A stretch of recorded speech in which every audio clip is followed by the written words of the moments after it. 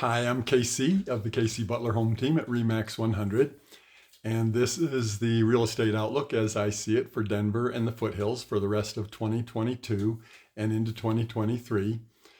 I'm not an economist, but merely a humble 38-year real estate veteran broker who is a little obsessed with tracking and evaluating market data so that I can feel confident when our clients rely on us to give them direction. So, with all the variables that go into evaluating real estate, the real estate market, there is one constant that is most front of mind, and that is what I call the value proposition of purchasing real estate or of selling it. That simply means this: what do I get for what I pay? Or for the home seller, what do I get for what I have invested, time and money included, in the property that I'm now selling? So the value proposition for a number of years now has certainly favored sellers. And of course, that includes homes, land, even investment real estate. All of these have gone up in value significantly in the last 10 years, and especially in the last 3 to 4 years. So the value proposition for buyers has been supported by artificially low interest rates that were born of the Great Recession, which ended 10 years ago.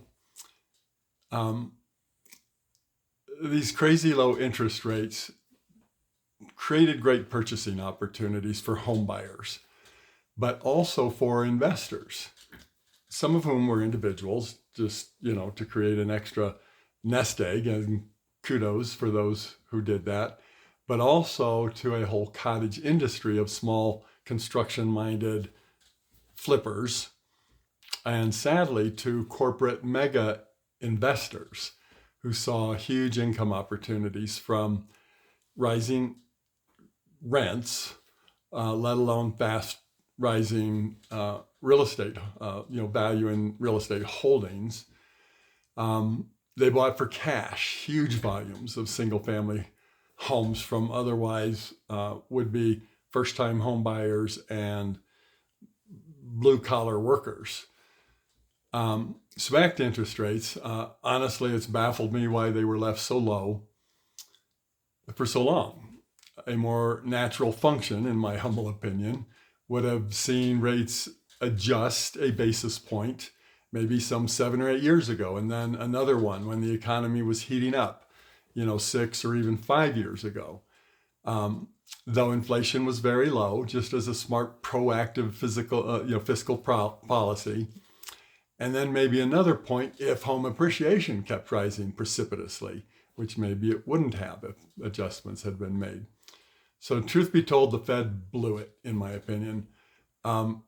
And 2 years ago, when a new Fed chairman was named, even then, a 2-point adjustment followed by another when the COVID-induced buying frenzy kicked in would have been much better than the sudden reactive, 5-point rise in just, 4-month period to, douse a wildfire of rampant inflation. But do keep in mind that it's supply and demand that dictate the value of a product, and real estate is still in very short supply and very high demand.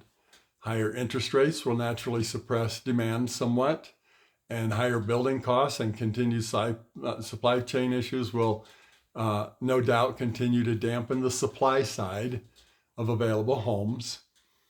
But we all still need the ability to live near where we work, so that demand stays high. Know that historically 5 and 6% interest rates would be considered low. So as people's expectations adjust to that, they'll be back out to buy the homes they need, or they'll be stuck renting apartments. So the good news for them is that inventory of existing homes is building while those expectations adjust. And that will slow down the rise in prices. Unfortunately, there are still plenty of investors with lots of cash out there absorbing some of that inventory.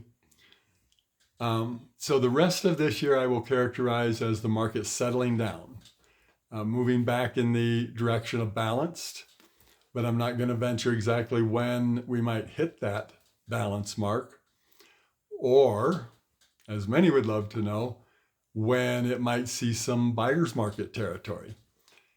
Stay tuned, but don't put your life on hold if you can help it. Things always come around. So anyway, I hope to hear from you. Thanks for checking out my video. Bye-bye.